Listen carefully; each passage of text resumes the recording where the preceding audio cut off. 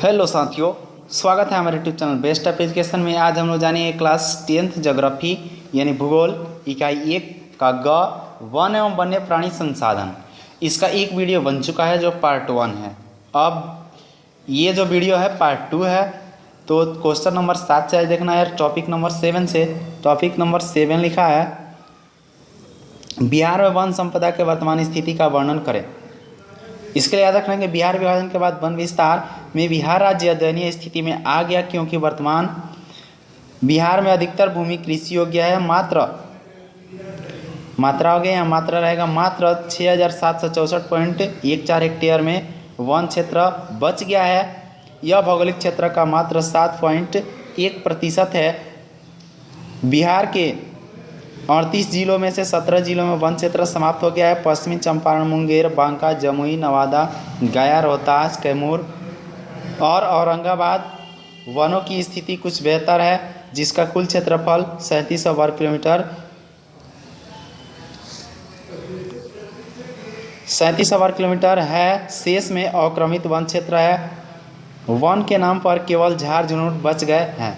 अब देखते हैं इसका अगला टॉपिक 8 नंबर है कि वन संपदा तथा वन्य जीवों का ह्रास एवं संरक्षण। तो सबसे पहले ह्रास के बारे में जानना है। वन संपदाओं का ह्रास उपनिवेश काल से ही शुरू हो गया था, क्योंकि अंग्रेजों ने प्रशासनिक एवं व्यापारिक उद्देश्यों से रेल मार्ग एवं सड़कों का विकास किया, जिसके कारण वनों का विदोहन होने लगा था। लेकिन आज़ादी के बाद से वन एवं वन्य जीवों पर लगातार आक्रमण होने लगा। दरअसल विकास के नाम पर वनों का विनाश होना शुरू हुआ। 20वीं सदी के मध्य तक 24% क्षेत्र पर वन विस्तार था, जो 21वीं सदी के आरंभ में ही संकुचित होकर 19% क्षेत्र में रह गया। इसका मुख्य कारण मानवीय हस्तक्षेप, पालतू पशुओं के द्वारा अनियंत्रित चारण एवं विविध तरीकों से वन संपदा का दोहन है। अगला टॉपिक है हिमालय यौ संकट में।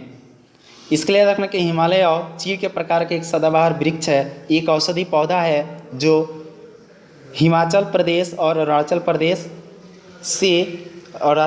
के कई क्षेत्रों में पाया जाता है। चीड़ी की छाल, पत्तियों, टहनियों और जड़ों से टेक्सोल नामक रसायन निकाला जाता है तथा इसे कैंसर रोगों के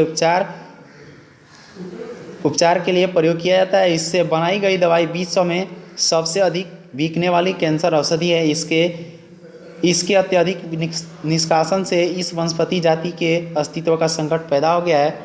पिछले दशक में हिमाचल प्रदेश और अरुणाचल प्रदेश में विभिन्न क्षेत्रों में यौ के हजारों पेड़ विलुप्त हो चुके हैं। ये क्वेश्चन जो बहुत इंपॉर्टेंट क्वेश्चन है, एग्जाम में ये बार बार क्वेश्चन पूछा भी गया है। अब देखते हैं इसका अगला नोट में याद रखना है कि हमारे देश में लगभग 81,000 वन्य प्राणी उपजातियाँ और लगभग 47,000 वनस्पति जातियाँ पाई जाती है। वनस्पति उपजातियों में लगभग 15,000 भारतीय मूल की है। 10वां नंबर टॉपिक है कि विलुप्त होने के खतरे से घिरे कुछ प्रमुख प्राणी, यानी ये विलुप्त के खतरे पे घिरे हैं या कुछ विलुप्त भी हो चुके हैं। जो खतरे पे घिरे हुए हैं उसके बारे में हम लोग जानेंगे। तो सबसे पहले कृष्णसार, जिसका इंग्लिश होता है ब्लैक बुक। अगला है चीतल, जिसको चिंकारा बोला जाता है। उसके बाद है भेड़िया, वुल्फ इंग्लिश में बोला जाता है। अनूप मृग, इसको स्वाम्प डियर बोला जाता है। उसके बाद है नीलगाय, इंग्लिश में भी नीलगाय होता है। अगला है भारतीय कुरंग, इसको इंडियन गेजल बोला जाता है। उसके बाद है बारहसिंहा, इसको एंटेलोप बोला जाता है। अगला है चीता, इसको पैंथर बोला जाता है। अगला है गेंडा, जिसको रेनस बोला जाता है। उसके बाद है गिर सिंह, यानी इंग्लिश होता है गिर लायन। अगला है मगर, यानी क्रोकोडायल। उसके बाद है हवासार, फ्लेमलिंगो। उसके बाद है हवासील, जिसका इंग्लिश होता है पेलिकेन। उसके बाद है सारंग, जिसका इंग्लिश होता है बस्टर्ड। उसके बाद है श्वेत सारस, जिसका इंग्लिश होता है वाइट क्रेन। अगला है धूसर बगुला, जिसका इंग्लिश होता है ग्रे हर्न। उसके बाद है पर्वतीय बटेर, जिसका इंग्लिश होता है माउंटेन क्विल। उसके बाद है मोर, जिसको पिकॉक बोला जाता है। उसके बाद है हरा सागर कछुआ यानी ग्रीन सी टर्टल। उसके बाद कछुआ है टर्टोइज। उसके बाद ड्यूगांग है, इंग्लिश ड्यूगांग ही होता है। उसके बाद है लाल पांडा यानी रेड पांडा होता है, इत्यादि। अगला टॉपिक है वन्य जीवों के अधिवास पर प्रतिकूल मानवीय प्रभाव के 3 प्रमुख कारक। पहला कारक है प्राकृतिक आवासों का अतिक्रमण। वन्य जीवों के प्राकृतिक आवास जंगल, मैदानी क्षेत्र, नदियाँ, तालाब, वेटलैंड, पहाड़ी एवं तराई आदि है। जनसंख्या में हो रही अनियंत्रित वृद्धि, औद्योगिक विकास, शहरीकरण, बड़े बांध या अन्य परियोजनाएं इनके आवास की अतिक्रमण कर रही है। अब देखते हैं इसका अगला topic 2 number.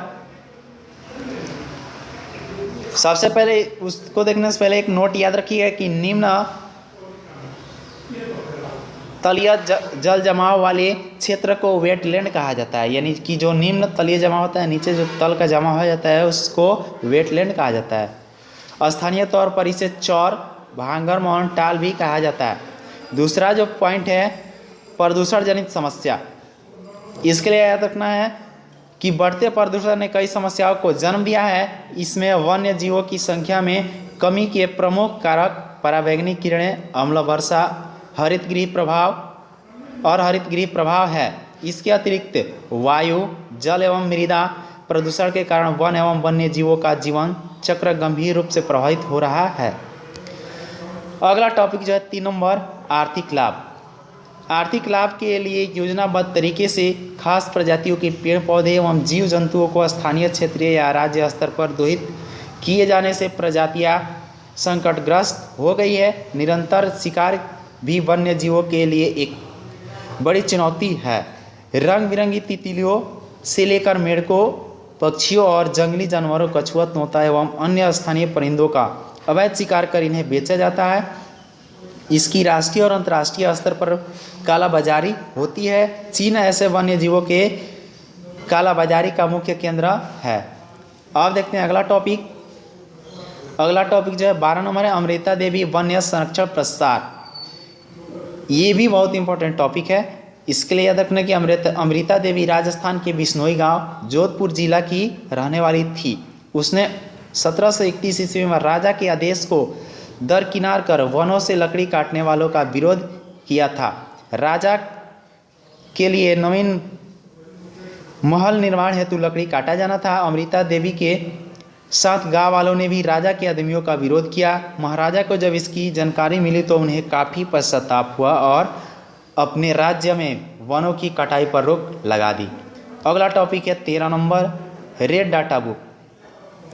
Red data book इसके लिए रखने कि वर्तमान समय में वन एवं वन्य जीवों के संरक्षण के लिए राष्ट्रीय एवं अंतर्राष्ट्रीय स्तर पर कई कार्यक्रम चलाए जा रहे हैं। भारत की संकटापन्न पादप प्रजातियों की सूची बनाने का काम सर्वप्रथम 1970 में botanical survey of India BSI जिसका इंग्लिश होता है तथा वन अनुसंधान संस्थान AFRI देहरादून द्वारा संयुक्त रूप से किया गया। इन्होंने जो सूची बनाई उसे रेड डाटा बुक नाम दिया गया। इसी क्रम में असाधारण पौधों यानी रेयर प्लांट के लिए ग्रीन बुक तैयार भी किया गया। अगला जो टॉपिक है वन्य प्राणियों के संरक्षण के लिए संरक्षित क्षेत्र। तो इसके लिए रखना है 1 नंबर, राष्ट्रीय उद्यान यानी नेशनल पार्क। ऐसे पार्कों का उद्देश्य वन्य प्राणियों के प्राकृतिक आवास में वृद्धि एवं प्रजनन की परिस्थितियों को तैयार करना है। इस उद्यान में बाहरी हस्तक्षेप वर्जित होता है, जैसे कृषि कार्य, वन उत्पादों को एकत्र करना, पशुचारण तथा निर्माण कार्य। और इसको भी याद रखना कि हमारे देश में राष्ट्रीय उद्यान की संख्या 85 है। ये ऑब्जेक्टिव में पूछा जाता है। दूसरा जो टॉपिक है, दूसरा प्रकार इसमें कि बिहार क्षेत्र या अभ्यारण्य यानी विहार, इसको इंग्लिश में बोला जाता है सेंक्चुरी। यह एक ऐसा सुरक्षित क्षेत्र होता है जहां वन्य जीव सुरक्षित ढंग से रहते हैं। यह निजी संपत्ति हो सकती है। इस क्षेत्र में कृषि, वन उत्पाद को एकत्र करने, मछली पकड़ने आदि को सीमित छूट होती है। वन्य जीवों के स्वाभाविक जैविक क्रियाएं जैसे घोंसला बनाना, जोड़ा बनाना, अंडे या बच्चे सेवन आदि का बाधा पहुंचाने पर मालिकाना अधिकार को सीमित किया जा सकता है। भारत में इनकी संख्या 448 है। बिहार में बेगूसराय का कांवर जिला और दरभंगा का कुशेश्वर इसके लिए चिन्हित किया गया है। इसका जो अगला टॉपिक 3 नंबर है जैवमंडल यानी बायोस्फीयर रिजर्व्स। यह वह क्षेत्र है जहां प्राथमिकता के आधार पर जैव विविधता के संरक्षण के कार्यक्रम चलाए जाते हैं। इन क्षेत्रों में जैव विविधता के आनुवंशिकी विविधता के रूप में संरक्षित कार्यक्रम चलाया जाता है। विश्व के 65 देशों में करीब 243 सुरक्षित जैवमंडल क्षेत्र है। भारत में इनकी संख्या 14 है। ये भी इम्पोर्टेंट है कि भारत में इनकी संख्या कितनी है, 14 है जैवमंडलों की संख्या। उसके बाद जो है याद रखना है भारत में राज्यानुसार प्रमुख राष्ट्रीय उद्यान तथा अभयारण्य।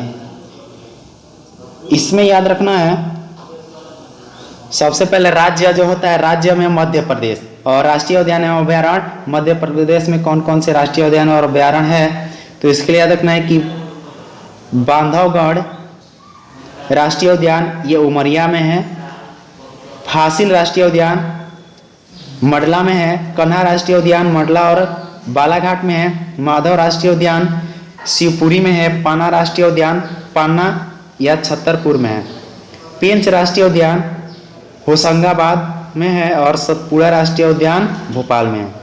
लास्ट इसका है संजय डुबरी राष्ट्रीय उद्यान, ये सीधी है। दूसरा राज्य जो है कर्नाटक है। कर्नाटक में याद रखना है गांधी सागर अभयारण्य मंदसौर में है, बंदीपुर राष्ट्रीय उद्यान भद्रा अभयारण्य ये जो है चिकमंगलुरु में है। उसके बाद डंडेली वन्य जीव अभयारण्य दक्षिणी कन्नड़ में है, और सारावती वन्य जीव अभयारण्य ये जो है शिवामोगा में है। अगला जो राज्य है राजस्थान, यहाँ पे रणथंभौर राष्ट्रीय उद्यान सवाई माधोपुर में है, घना पक्षी विहार भरतपुर में है, दर्रात अभयारण्य कोटा में है, सरिस्का वन्य जीव अभयारण्य अलवर में है, डेसर्ज अभयारण्य जैसलमेर या बाड़मेर में है। आंध्र प्रदेश, अगला राज्य जो है आंध्र प्रदेश है। इसमें कौन कौन से अभयारण्य है, तो काबला वन्य जीव अभयारण्य ये आदिलाबाद में है, किन्नरसानी वन्य जीव अभयारण्य ये जो वन्य जीव अभयारण्य मालापट्टी पक्षी विहार ये नेल्लौर में है। केरल, अगला राज्य केरल है। केरल में जो है अभयारण्य है उसका नाम है परम्बिकुलम वन्य जीव अभयारण्य यानी ये पालघाट में है। अगला जो अभयारण्य है इसका पेरियार राष्ट्रीय उद्यान विनायड वन्य जीव अभयारण्य। अगला राज्य है उत्तराखंड। उत्तराखंड में जो है कार्बेट राष्ट्रीय उद्यान ये जो है नैनीताल में है, नालंदा देवी राष्ट्रीय उद्यान ये चमोली में है, केदारनाथ अभयारण्य चमोली में ही है, चीला अभयारण्य गढ़वाल में है। उसके बाद आता है उत्तर प्रदेश। उत्तर प्रदेश में जो है दुधवा राष्ट्रीय उद्यान है जो लखीमपुर खीरी में है, और एक और भी है जो चंद्रप्रभा अभयारण्य है ये वाराणसी में है। उसके बाद अगला राज्य है असम। असम में जो है काजीरंगा राष्ट्रीय उद्यान, शिव सागर नौगांव ये 2 जगह है, मानस वन जीव अभयारण्य ये ग्वालपाड़ा में है, सोनाई रूपा वन्य जीव अभयारण्य ये दरांग में है। अगला राज्य जो है झारखंड है, ये इसमें जो अभयारण्य है हजारीबाग वन्य जीव अभयारण्य, पलामू वन्य जीव अभयारण्य ये पलामू में है, डालमा वन्य जीव अभयारण्य। उसके बाद आता है अगला राज्य तमिलनाडु, मधुमलाई वन्य जीव अभयारण्य, अन्नामलाई बाघ अभयारण्य, हुंडी राष्ट्रीय उद्यान ये चेन्नई में है। अगला राज्य आता है महाराष्ट्र, बोरीवली राष्ट्रीय उद्यान मुंबई में है, टोडोबा राष्ट्रीय उद्यान चंद्रपुर में है, डाकना राष्ट्रीय अभयारण्य ये अमरावती में है। उसके बाद आता है राज्य गुजरात। गुजरात में याद रखना है कि गिरी राष्ट्रीय उद्यान जूनागढ़ में है, और बलवाडर राष्ट्रीय उद्यान भावनगर में है। हिमाचल प्रदेश जो है रोहिला राष्ट्रीय उद्यान कुल्लू में है, शिकारी देवी वन्य जीवन अभयारण्य मंडी में है। अगला जो है पश्चिम बंगाल, इसके लिए याद रखना है कि जल्दापारा वन्य जीव अभयारण्य जलपाईगुड़ी में है, और सुंदरवन टाइगर रिजर्व 24 परगना में है। अगला जो आता है अरुणाचल प्रदेश। अरुणाचल प्रदेश वन्य जीव अभयारण्य कामेंगा में है और चंदप्पा वन्यजीव अभ्यारण्य तिरप में है। उसके बाद आता है राज्य उड़ीसा। उड़ीसा में जो है सिमिलीपाल राष्ट्रीय उद्यान मयूरगंज में है और चिल्ला अभ्यारण्य पुरी में है।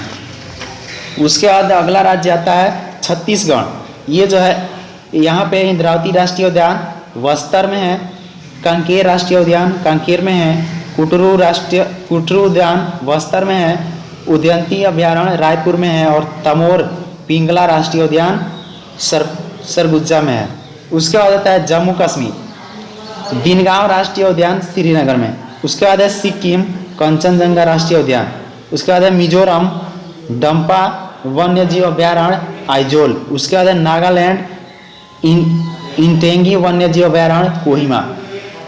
तो ये था सब राष्ट्रीय उद्यान और आज का जो ये इम्पोर्टेंट टॉपिक, इसको आप लोग याद रखिएगा लोग। अगर ये वीडियो आप लोग को अच्छा लगा हो तो कमेंट करके बताइए कि वीडियो कैसा लगा और वीडियो को एक लाइक ज़रूर कर दीजिएगा, अपने दोस्तों के साथ शेयर कीजिएगा और अभी तक हमारे चैनल पर नया है तो चैनल को सब्सक्राइब कर लीजिए, बेल घंटी में ऑल प्रेस कीजिए ताकि जब मैं वीडियो अपलोड करूँ सबसे पहले आप तक पहुँचे और अगला जो टॉपिक है इसका अगले वीडियो में मिलेगा। तब तक के लिए धन्यवाद।